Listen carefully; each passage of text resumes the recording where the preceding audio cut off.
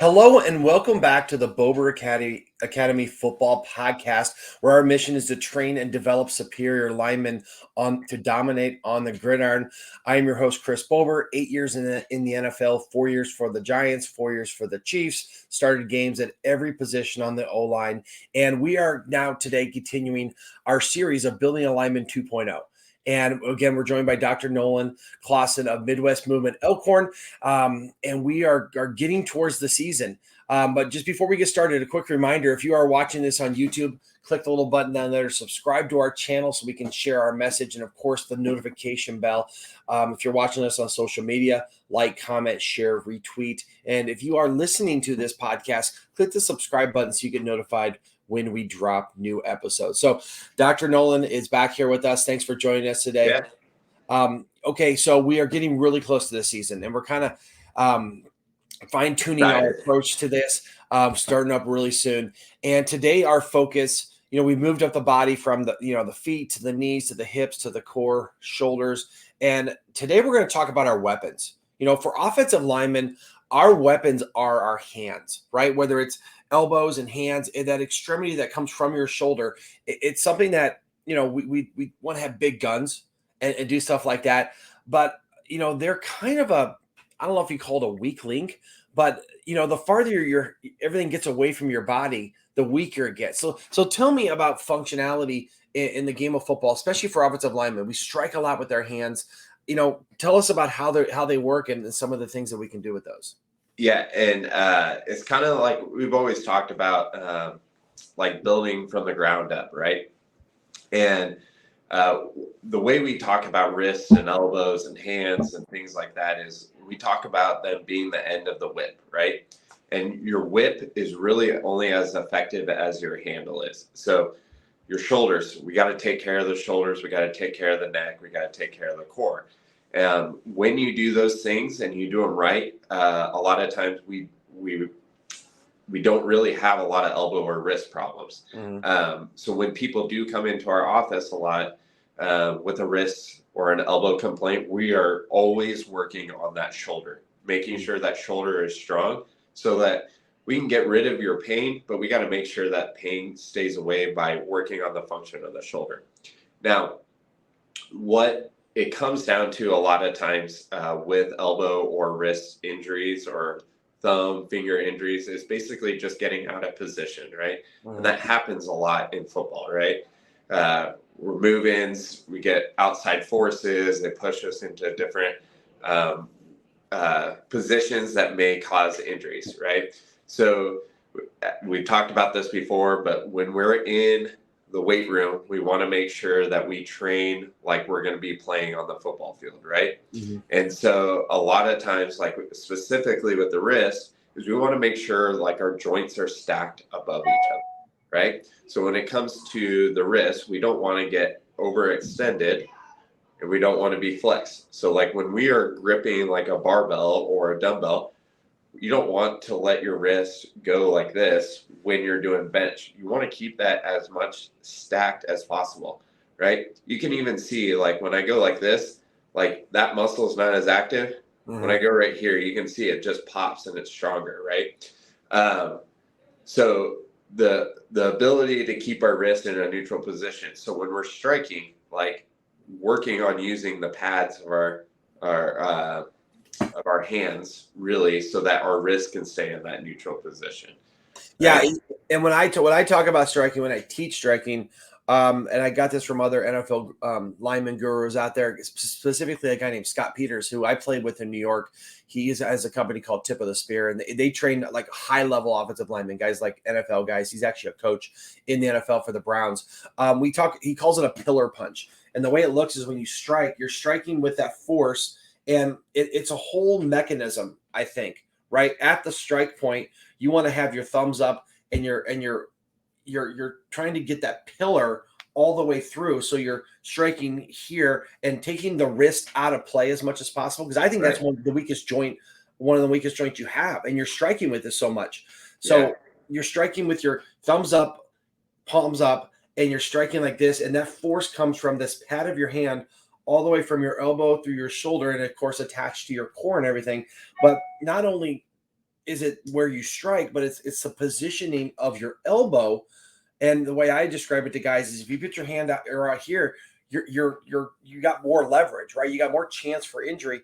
But if you tighten that down, and the way I say rub your ribs. I always talk about ribs and how much I love ribs. Rub your ribs with your elbow. When you strike like this, it's straight line force rather than introducing any sort of weakness or instability out like that. And tell me about like between the wrist, the elbow, and the shoulder, like the functionality of that, and like physiologically, how does why is that so much better? So basically, our body is made of alternating stable and mobile joints, right? So like our wrists are really mobile. Mm-hmm. Our elbow is a stable joint. It only really moves in one direction. Like it doesn't, you don't bend it side to side, right? And so like you're saying, like that pillar, right? If we want to make sure we don't have like elbow injuries, and the function of it is we have to keep it close to our body and making sure that it is only doing its sole purpose, bending and straightening. Like, and so if we take care of that, like the wrist gets in a better position. So like a lot of people, when they come into our office and they do have elbow injuries and things like that, it's usually one, they're out of position. Mm. Two, they sit for way too long. Even like athletes, like sitting in school all day long, and they never even let their elbows get to that full extension. So we're just like getting them to move into that full direction. So like what I see in the weight room is when guys are benching, they never lock out their elbows, right? Mm-hmm. How like it's important to lock out our elbows, like especially in football. Like if we can lock them out, they can't even reach you. It's like the defensive lineman, right? So, and it also just creates a lot more strength. When we get to that lockout, we create strength in that elbow. It's really hard to move. Like you can't bend it side to side. And then it just creates that whole chain of just strength in that arm. So, another question I have is, what is your opinion? Like I'm a big fan of like taping wrists. I know elbow, you talk about like, for example, ankles. If you tape your ankles too much, they get weak. But I feel like you want to have strong wrists, but they're taking so much impact that I feel like the bracing and taping of your wrist is something that's, especially for linemen, is really important. This is the one area that I think like taping is actually really beneficial. Like we've talked about the ankle, we don't want to tape that much because it gets weaker. The more or the least, what we have an advantage of is our wrists aren't really weight bearing. We're using them as weapons. We're not walking on them, right? So I agree. I think we should be taping our wrists as linemen. I believe it just gets them like just a little bit more solid, and kind of use them as clubs basically, so that we can take out that wrist play. But when we're in the weight room, let's avoid wrist straps, let's avoid wrist taping, like all those things, so that we can have strong wrists. But then when we're on the game or on the field playing, let's tape those wrists up. Or like if you're maxing out on a bench press and things like that, you can wrist strap. But otherwise, try to avoid taping or wrist straps in the weight room, but on the field, absolutely be taping your wrist. So, well, okay, I agree with you. As a lineman, man, there's nothing worse than when your wrist, you feel like your weapon is taken away and you become timid, and then all of a sudden it leads to other things. Now, and one of the things that we've talked so much about throughout us doing this both last year and this year is to put your, like your joints, for example, in positions where they can be out of position but get back to a position of strength. How do you recommend doing that? Because ideally you got a guy right in front of you and you give a pillar punch and you stay tight, but there's going to be situations where you're going to have to reach and you're going to be in a compromised situation. So what are some of the things that we can do to, again, try not to do that, but to prepare for that in the inevitability that we do get out of position when we're competing? So I think in the training room, again, we're using kettlebells, we're using dumbbells, so we have, like, when we're doing a dumbbell bench press, we have that little bit of wavering, right? Mm-hmm. And like, Mm-hmm. if, like, when we're in a bar, we're locked in position, right? The bar doesn't move. We get a little bit of wavering this way, but when we're using a dumbbell or a kettlebell and we're doing a bench press or an incline press, like, we get out here and it's a little shaky, right? And that shakiness is those muscles teaching you to guide back into the groove of what those joints are. So, like, the more that you have ability to do those in the weight room, the better that we do, like when we're on the field and we get out of position, be able to home it back into position. Right. Yeah, so that's a principle, just like of using like the dumbbells and kettlebells, and like, instead of bars and machines that are like inline that don't force you to have that stability, you want to create that a little bit of instability, so you have to adapt to it, and then hopefully that'll translate out on the field. And we're getting so close to the season right now. Like, we're talking about training, and a lot of people are going, we're too close to the season. We're not talking about training.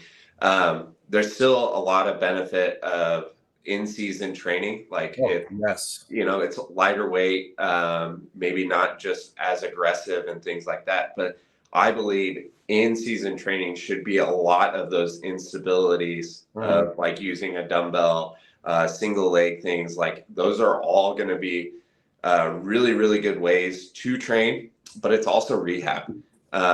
Like, when you come into our office, a lot of our rehab looks like weightlifting.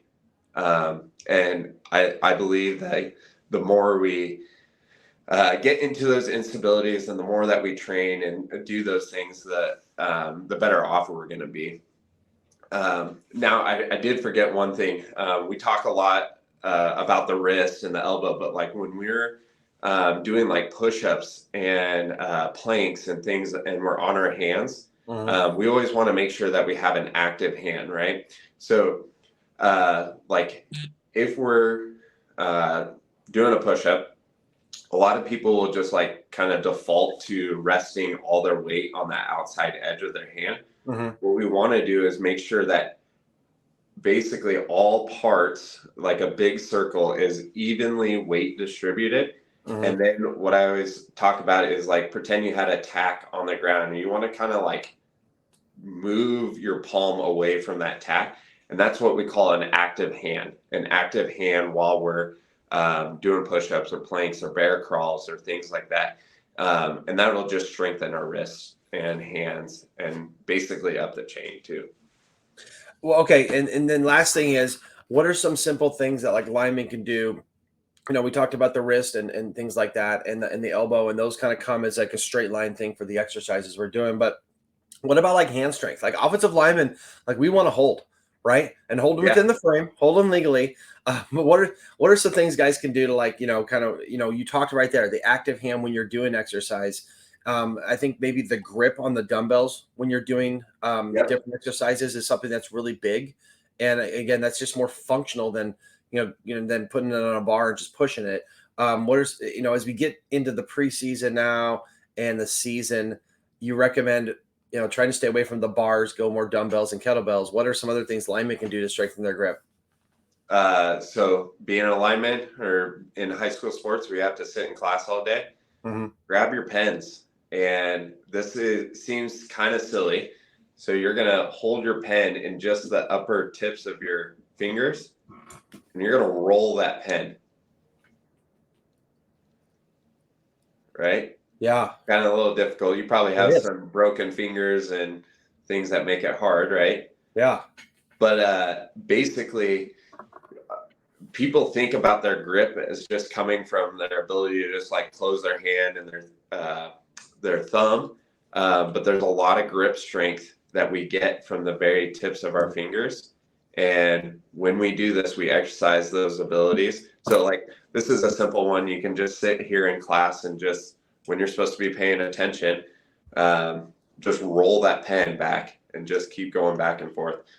and that will strengthen the tips of your fingers, which are good, are very, very important when we're blocking and not holding. Yeah. Well, is that something you think, like, I remember all the times of playing football, like, my joints like go like this because of all the dislocated fingers and stuff. But I feel like when I did that, I was getting some blood flow to those joints, and that will probably help. That's just something that as football players, linemen especially, you're going to deal with those jams and those it gets bad dislocations and kind of do it. I remember I just got to the point where I couldn't do much with my hands, but doing a simple exercise as that pen roll will be something that maybe kind of loosens them up a little bit and just stuff like that. So that's a pretty simple one to do, right? And then it's almost an inevitable. Like if you play football or basketball, like you're going to get jammed fingers, right? Mm-hmm. You're going to get swollen. You're not going to be able to bend them. Like the best thing that you can do is like when you get like a jammed knuckle or something, like be aggressive and push that blood out of there and just do it. It hurts. Trust me. It hurts very, very bad. But the more you can get that blood flow out, the more you can open up that range of motion. And then as soon as you get a jam, like it hurts like all get out, like to bend that finger, keep moving it. You got to keep moving it or else you'll start to lose some of that range of motion.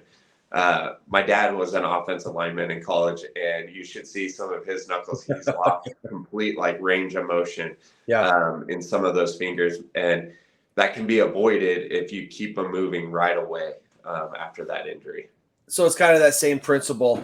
The old school principle is to stabilize, put ice on and all this stuff. But it's the same. It's the same thing. It's like get it moving, get blood flow in there, and get it healing so that you can get it back to functionality soon. You might have to tape it up and buddy tape it when you go out there and practice. But when you're not actually competing and stuff, try to get it moving and try to get that blood in there, right? Yep, as much as you can. Nice. Well, I tell you what, Dr. Nolan, that's some really good information, especially as guys go into, we start football camp next week. The rest of Nebraska starting the week after. I know college is starting, NFL's in camp.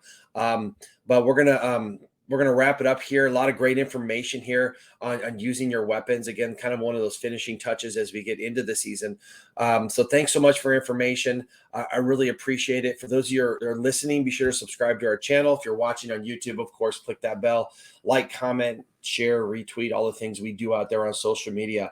And of course, if you want more information or have any injury as we get into the season, Dr. Nolan is a movement specialist. So he's one of those guys that can get you back on the field in a relatively short amount of time. He has a tremendous understanding of how the body functions and getting it to get back to strength and get out there and compete. The worst thing that happens is not being available, and then you lose your spot, and coaches aren't happy with you or anything like that. But again, Dr. Nolan, thank you so much. Midwest Movement Elkhorn.com is the website. He's out there by Rick's Meats in Elkhorn.